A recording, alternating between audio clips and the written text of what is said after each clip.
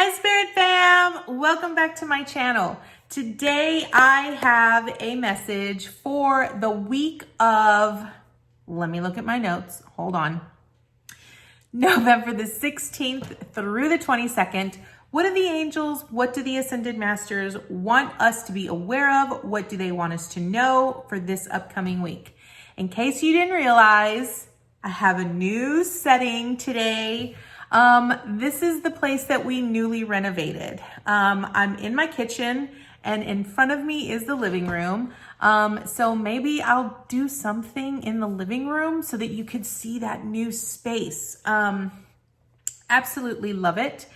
Let me know down below if you like this new setting. I usually don't mind, doing my recording in my meditation room, which is where I do all of my readings. But I wanted a change of pace. So for those of you that are new, welcome. My name is Eileen. I'm an intuitive advisor, spiritual advisor, an intuitive coach, and an angel communicator. I provide you with guidance, wisdom, and inspiration every week right here on this channel. So please be sure that you subscribe. Please give us a like. Please give us a comment. We truly appreciate receiving all kinds of messages and comments from you guys, and we try really hard to respond to every single one of them. And hit that notification bell so that you can be notified every time I drop new content. So let's get into today's message.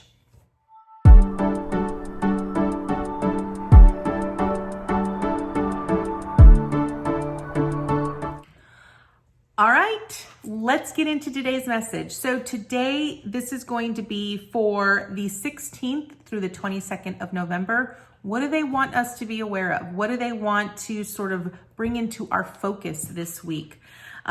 Just so that you all know, I have pre-shuffled the cards. I do that off camera. Also, this is a general reading, so it will not resonate with everyone. I ask that you take with you what you want and leave the rest behind. So let's get into it. Let's see what they have to tell us. Angels, archangels, guides, ascended masters, what message do you have for us? That's too many. For this upcoming week, November the 16th through the 22nd. Angels, archangels, guides, ascended masters, I ask that you please give us a message for this upcoming week, November the 16th through the 22nd. What do we need to be aware of? What do we need to have in our focus? What message do you have for us this upcoming week, November the 16th, through the 22nd? What message do you have for us this upcoming week? Thank you. What message do you have for us this upcoming week? What message do you have for us this upcoming week, the 16th through the 22nd? What message do you have for us this upcoming week, the 16th through the 22nd? What message do you have for us this upcoming week? Okay. Now we got two cards. All right, one. Okay, we need one more, please. What message do you have for us this upcoming week, the 16th through the 22nd? What message do you have for us this up? Thank you. All right, let's get right into it. Okay, so this is going to be for November the 16th through the 22nd. So I can sort of already feel that this week is primarily going to be about some healing and some introspection, some self-reflection. So first up, we have the Hermit, okay?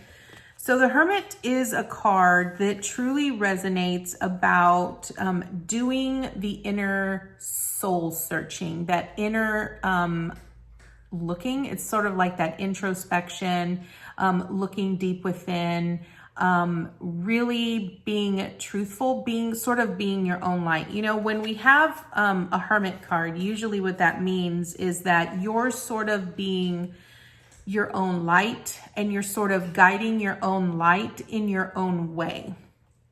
And so this is truly going to signify you truly sort of walking the path of your own self-discovery in some way.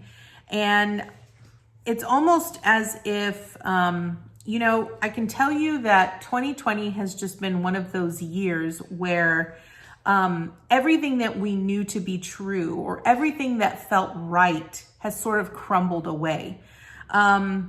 And it's crumbled away because maybe it's no longer serving you in the way that you thought that it would serve you. So with the Hermit card, you sort of decided to sort of look deep within, and it's almost as if you're sort of using your own inner light to guide you in your own path, in your own new world per se. And you're sort of just relying on yourself, your own inner guidance and your own inner knowledge, based off of the experiences that you've had in your life to sort of lead you in the direction that you need to go. It is then followed up by the Page of Pentacles. So the Page of Pentacles really speaks about you understanding that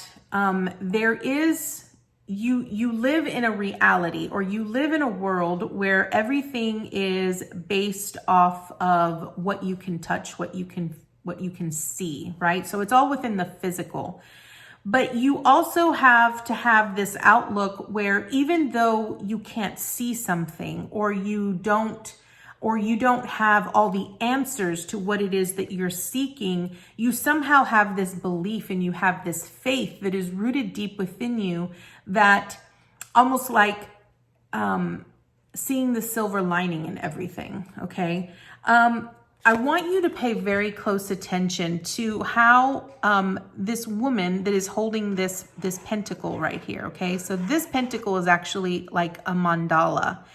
And there is sort of, it looks like this string, but what it is it's actually a root, okay? That is going all the way, and it wraps down her leg, and it sort of goes over her shoe down into the ground, okay? What that means is that although everything in her reality, in her life, is deeply rooted in the physical, she still has one foot that is not touching the ground, that allows her free reign to sort of dream and sort of go out of the physical into creating what she's trying to create, okay? What I love about the Page of Pentacles is that the Page of Pentacles speaks about someone that is young, that is still learning. And I can honestly tell you that with the Hermit card being in the first position, what that really is signifying to me is that a lot of people within the collective are sort of starting on a new path. They're starting on a new journey. They're starting something that ultimately is brand new for them. So it's sort of like uncharted territory. And it sort of feels like, because it's uncharted territory, and it's a land, and it's a new path, and it's a new adventure that hasn't been populated yet, you're having to really use your own gut instincts, your own inner guidance, and your own knowledge that you've acquired throughout the years to sort of push you in the direction. And when you have a Page of Pentacles, it's you really being in that position that you're new to this. Like, this is something you're truly having to learn, and you're having to learn on the go. But it's also important for you to recognize that even though you have certain beliefs or certain characteristics, I sort of feel like it's beliefs that you have that are deeply rooted in the physical. But you have to remember that you need space to dream, okay? You also need that space to sort of think the impossible or imagine the impossible or allow yourself to not be so rooted in the physical, okay? It's then followed up by the Four of Swords, okay? So the Four of Swords really speaks about rest. It speaks about rejuvenation, but it also speaks about healing, okay? When you have something that occurs in your life that sort of pushes you into that space where you're doing that deep soul searching with the Hermit card, and because it's so brand new to you and it's very unfamiliar and it's uncharted territory, that can be quite daunting, quite challenging. And it'll oftentimes make you feel very uneasy, almost in a sense where you feel that you're sort of on the edge and you don't know if maybe you've either made the right choice or you've done the right thing. And so that uneasiness in itself will sort of trigger certain kinds of emotions that will push you to sort of feel, to barter into that negative thinking, right? The Four of Swords really speaks about deep wounding, okay? So maybe what you need to do in this perspective is really evaluate what beliefs, right? What beliefs you have that are deeply rooted within your life right now that you're sort of having to sort of introspect deep within yourself and really ask yourself, is this serving me? Is this truly helping me? Does that belief really help me dream, but also be within the physical in knowing that I am fully supported and that I'm fully guided and that I have all the resources that I need to be successful or to achieve what it is I'm trying to achieve?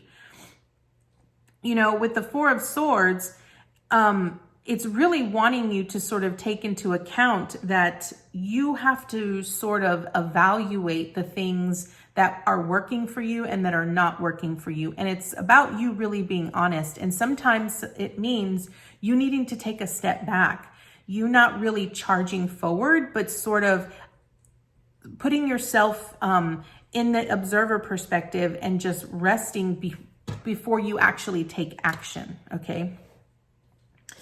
Then we have the Seven of Swords. Now, the Seven of Swords speaks about deceit and betrayal. It speaks about someone, it speaks about something occurring that sort of is very manipulative and deceitful in a way. Or maybe you're thinking about doing something that you're manipulating a certain situation, not really seeing things for what they are and not being willing to sort of listen to your own inner guidance. This is what I find very interesting. So with the Hermit card, you notice how this woman is sitting in a very meditative state and she's sort of illuminated with light, okay? In the Seven of Swords card, you have this moon, okay? And it's brightly lighting this person's path. The moon represents our intuition. It also represents the dark sides of ourself that we oftentimes don't want to face, right? So this in itself could actually mean that maybe there are some aspects of yourself that you've either done or you're thinking about doing that are deceitful or manipulative in a way, because you're trying to sort of mold something in a very different way that ultimately doesn't really suit you, right? It doesn't serve you. And it's right after, the Seven of Swords is right after the Four of Swords, okay? So in the book, the Four of Swords speaks about, let me pull it up just a second. So the Four of Swords really speaks about a time of rest, okay? It's sort of you allowing yourself and giving yourself permission to slow down and to heal. Remember, with the Four of Swords, I said it's about you really taking that time to take a step back, not to really fully rush into some action, but really evaluate the situation, right? Because then you have the Seven of Swords. So I'm going to tell you, if you don't take the time to really observe, or the time to actually do that introspection with the Hermit, what's going to happen is you're going to come to a place of the Seven of Swords that's sort of going to put you in that position where you feel that you've either been betrayed, or maybe you're lying to yourself, or maybe you not only lie to yourself, but you lie to others, right? The Seven of Swords is really about you being very clear about what your intentions are. So notice how you have the moon here, okay? The moon is lighting his path. The moon is really illuminating what he is trying to do in the dark, because the way that the character itself in the card, how it appears as he's trying to sort of take something that is not his, and he's trying to be deceitful about it, right? But this crow notices that he is doing something that should not be done, right? So it's really about you being in that perspective that you recognize your own intentions. Don't lie to yourself. Be honest with yourself.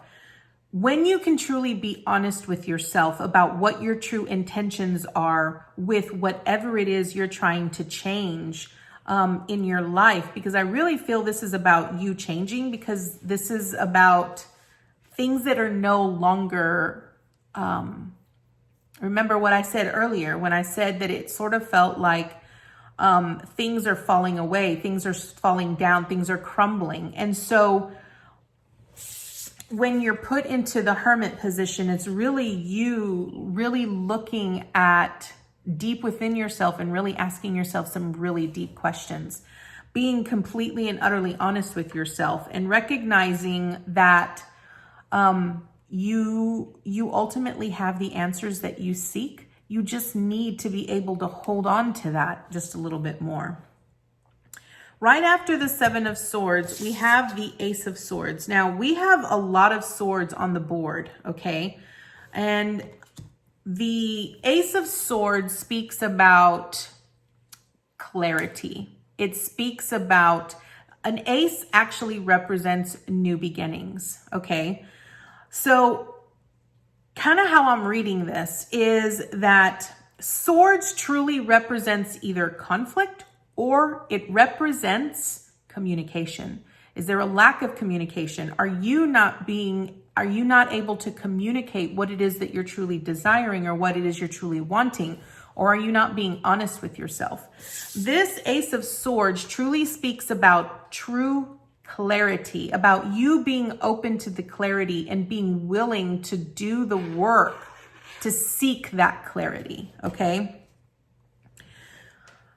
After the Ace of Swords, we have the Hierophant, okay? So the Hierophant in itself in the traditional tarot really speaks about structure. It speaks about beliefs, and it speaks about paradigms in a sense. So this is what I find very, very interesting, because I feel that what this is sort of telling us is that you have all of the knowledge and the information that you need in order to do the things that you want to do in your life, okay? And so for this week, what it's really asking you to do is be willing to look deep within yourself. Be willing to do the introspection. Be willing to sort of question the things in your life, okay?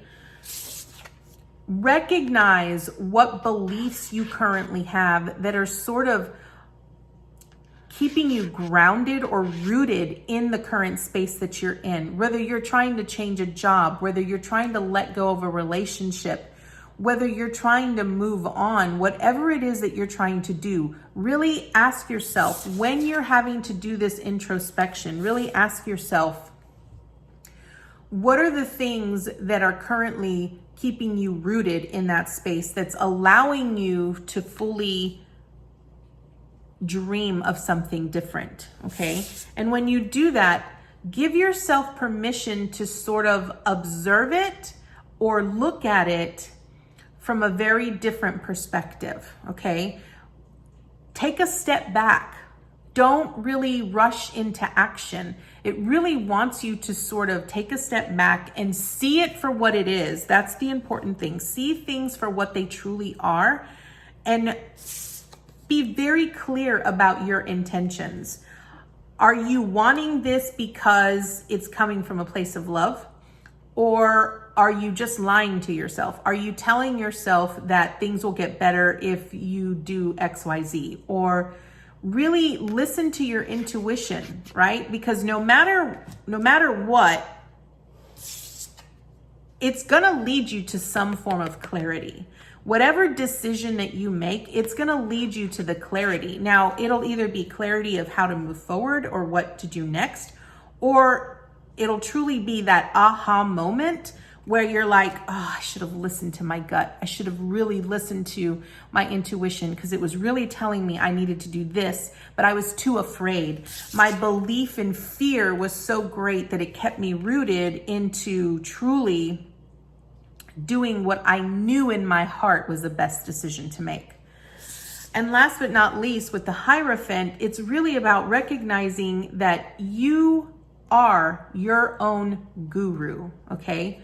Yes, that means that when you are put in that position and when you're really doing that introspection and you're looking deep within, you're gonna face a lot of beliefs that you didn't necessarily think that you that were very that you believed wholeheartedly, but you found that they were core beliefs, right? And so when I do coaching and I come across certain instances where individuals have core beliefs that are so strong, we have to work on those little by little to sort of make them where you sort of really ask yourself those deep questions. Because a lot of times clients don't really know that they have very strong core beliefs. They might think that they don't have a very strong core belief, but then when we really start working on it and they realize, man, I didn't realize that this was something I really held on to so hard, so hard, right? And with the Hierophant, it's really about you ascending, you climbing up the ladder of ascension into this enlightenment where you truly recognize, things can be different. Things, if I would just give myself permission and if I would just listen to my gut more often, I could have, what it is I'm really wanting. You just have to do the work. So that is what the Tarot has. I am going to go ahead and draw 2 oracle cards as I do every week when I do my weekly reads. And this week I am going to, so I actually have 2 decks of cards that I primarily use for coaching and for deep spiritual growth and alignment with my clients. And so I normally don't ever really use these cards when I do these readings, but I felt very drawn to do that today. So that's what we're going to do. So we're going to see what the angels and what the archangels and the ascended masters want to add to this reading for the week of the 16th through the 22nd. I just need 1 card, please. 1 card, because I have another deck I'm going to pull from. 1 card, please. 1 card. What do you have to add to this week's message for the week of the 16th through the 22nd? What do you have to add for this upcoming week, the 16th through the 22nd? What additional message do you have for this upcoming week, the 16th through the 22nd? What additional message do you have for this upcoming week, the 16th through the 22nd? Thank you. Okay. So first card up, we have inner voice. Okay. Inner voice. I love this because this truly speaks about you learning to speak your truth, learning to really voice what it is that you're wanting. I think a lot of times when we say we want something, we don't really take the time to think about it. And we don't really take the time to say what it is that we truly want. It's twofold though, because sometimes we say things out of spite or out of emotion, of emotional charge and we say things with so much force emotionally that we don't realize that it can also hinder us in a way, right? So I've always heard the phrase, and I use it quite frequently, be very careful what it is you ask for, because sometimes you get exactly what it is that you ask for, okay? When you use your inner voice, when you speak your truth, you give life to that which you speak. So you need to be very clear about what it is that you're speaking. But this really speaks to speaking your inner truth, right? Really speaking your voicing what it is that you're truly wanting. So I'm going to read you what it says in the book.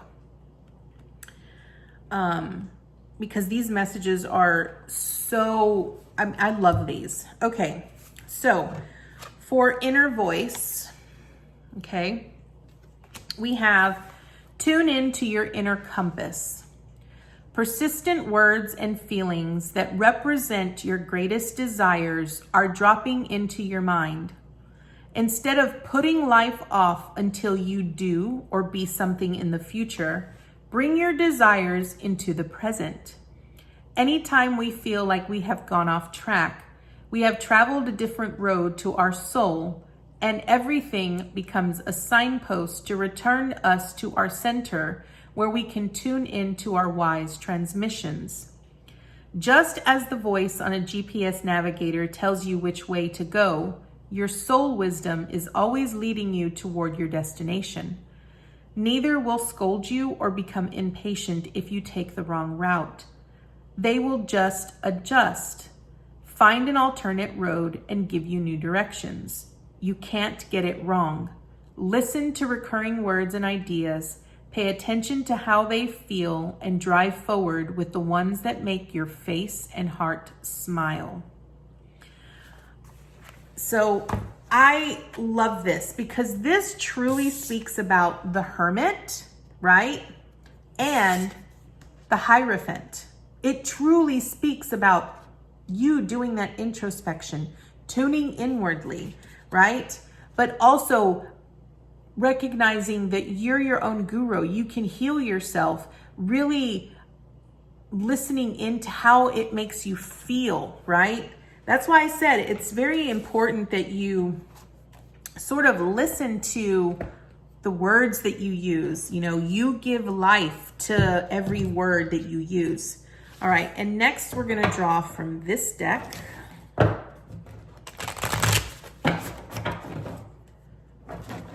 And I'm just going to shuffle these once more.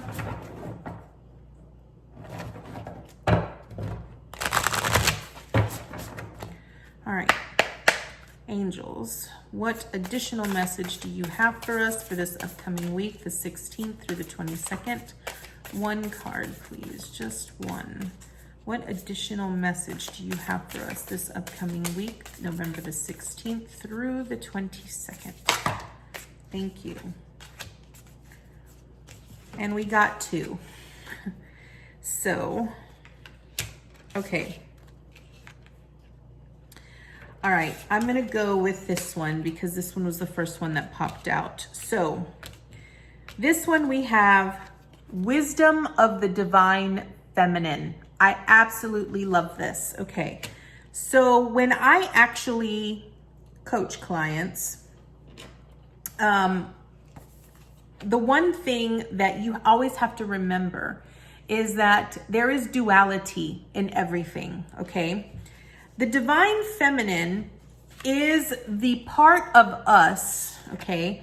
The divine feminine is the part of us that sort of brings that lights becomes the inspiration that sort of feeds our emotions, is what feeds, right? So the divine feminine is about emotion. So I'm going to read you what it says in the book.